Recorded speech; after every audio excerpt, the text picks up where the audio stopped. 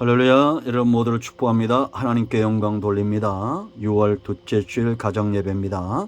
먼저 신앙 고백 드리겠습니다. 마음으로 믿고 입술로 시인하면 누구든지 구원을 얻습니다. 고백 드립니다.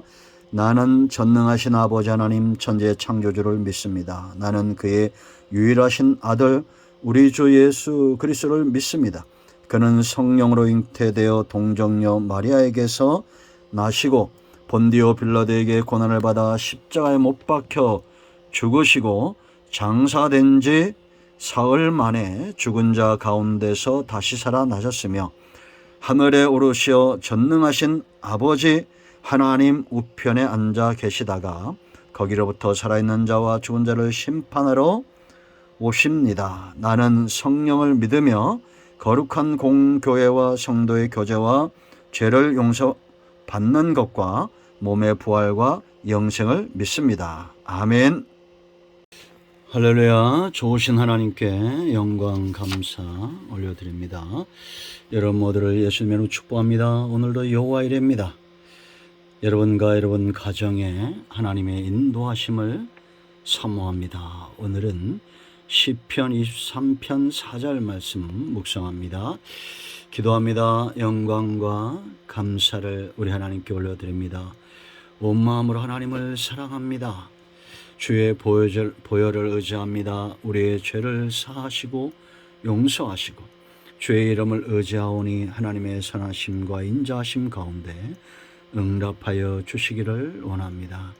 시편의 말씀들이 우리 가운데 열려지게 하시고 특별히 23편을 통한 하나님의 놀라운 은혜를 체험하는 귀한 시간이 되게 하옵소서. 지금 이 시간도 사망의 음침한 골짜기를 지나가고 있는 백성들이 있습니다. 저들에게 위로와 응답과 담대한 마음을 주시기를 원합니다. 종을 낮추시고 겸손하게 하시고 오직 말씀의 도구만 되게 하옵소서. 예수님의 이름으로 사모하며 기도합니다. 아멘. 4절 읽습니다.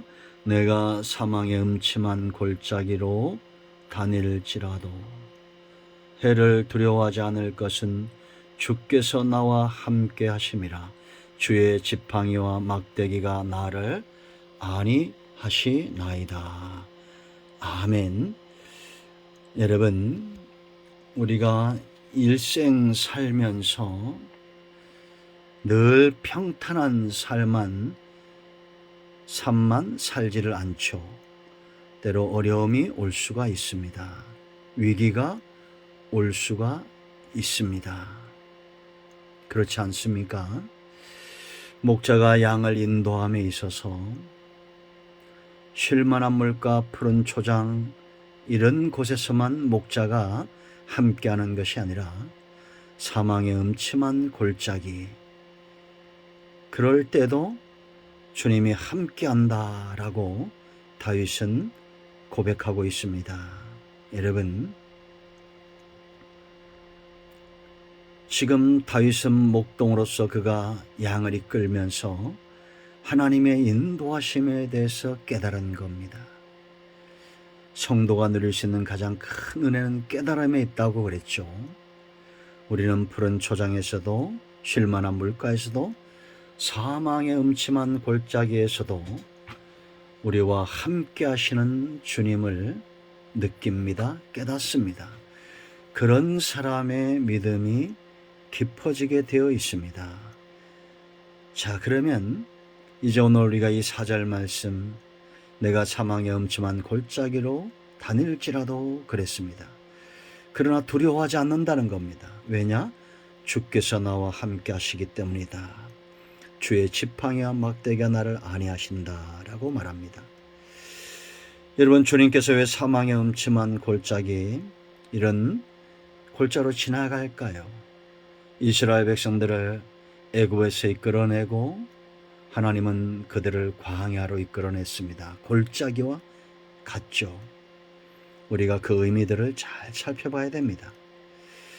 가장 중요한 첫 번째 이유는 목적지에 도달하기 위해서 지나가고 있다라는 것을 아셔야 됩니다.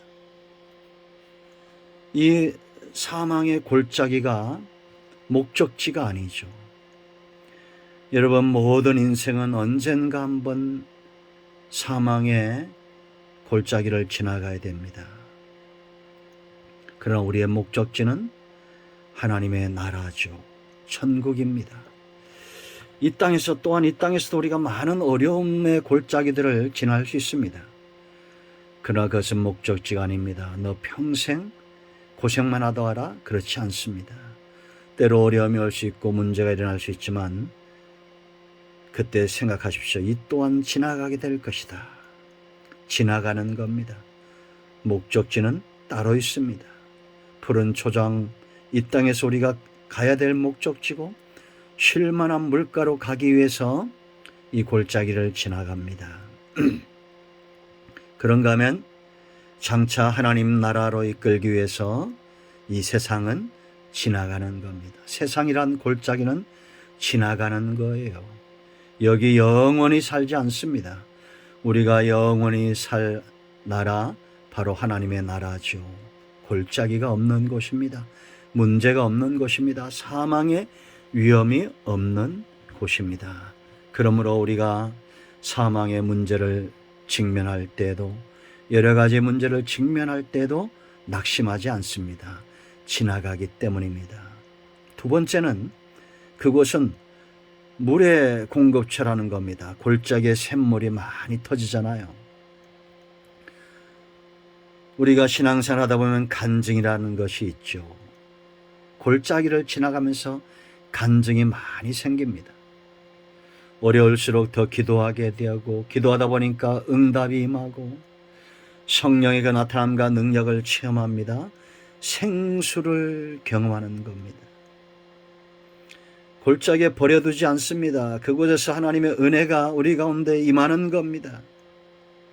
반석이 터지고 광야에서 이스라엘은 샘물을 경험합니다. 이와 같은 은혜를 입은 민족이 있었느냐라고 말합니다.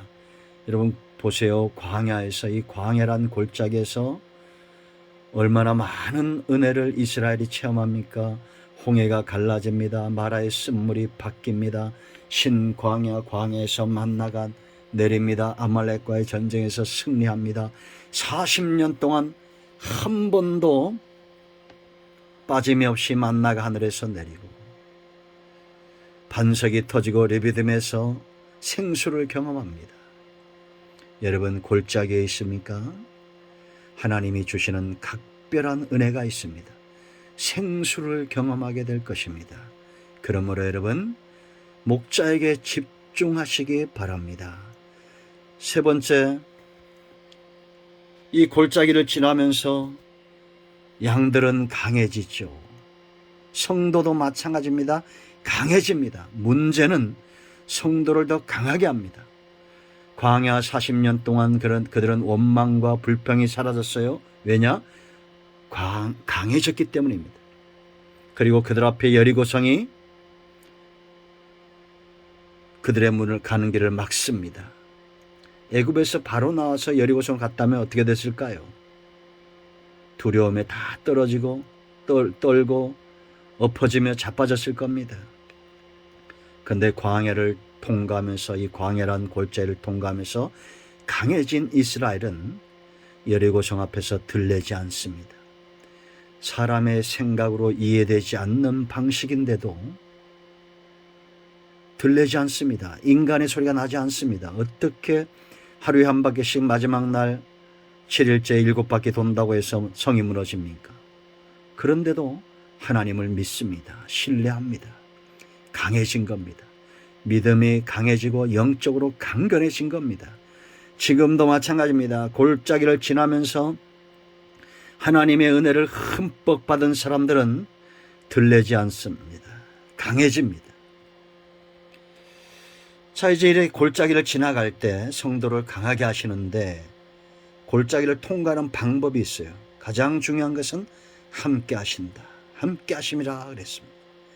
그러므로 여러분 염려하지 마세요. 걱정하지 마세요.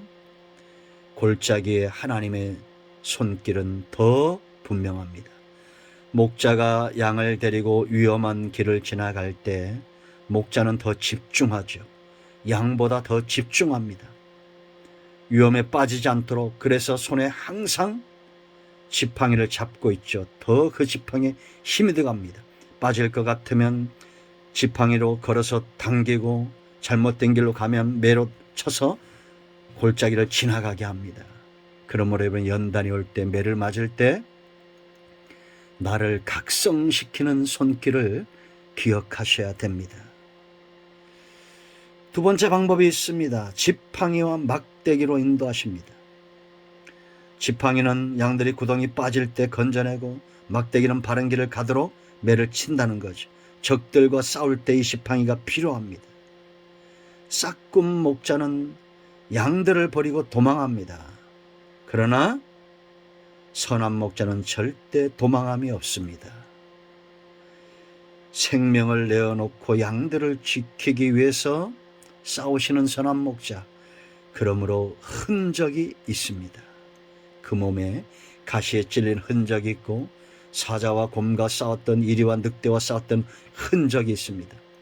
십자가상에서 죄와 사탄과 싸우시면서 상처받은 물과 피를 다 쏟으신 구주 예수 그리스도, 오직 예수님 외에는 구주가 없습니다. 여러분 지금 어떤 상황 가운데 있습니까? 여러분과 여러분의 가정이 지금 이 사망의 음침한 골짜기를 지나고 있다면, 또한 장차 앞으로 우리 삶 가운데 이런 세상에서 광야 같은 골짜기가 우리에게 다가올 터인데 그때에도 두려워하지 마십시오. 주님이 함께 하십니다. 그리고 그 지팡이와 막대기의 은총을 사모하고 누리십시오. 나를 이끌어 내달라고 말씀하시고 잘못된 길로 갈 때는 매를 맞기를 오히려 기뻐하십시오. 마침내 바른 길로 인도하사 거할 성읍에 이르게 할 것입니다. 오늘도 이 말씀이 여러분과 여러분 가정에 응답으로 임하기를 축원드립니다. 할렐루야, 아멘. 이제 합심해서 기도하시고 가정이 마무리 기도하시고 주님 가르친 기도로 예배를 마치시기 바랍니다. 여러분과 여러분의 가정을 축복합니다. 응답이 오늘도 우리 가운데 있습니다. 아멘. 할렐루야.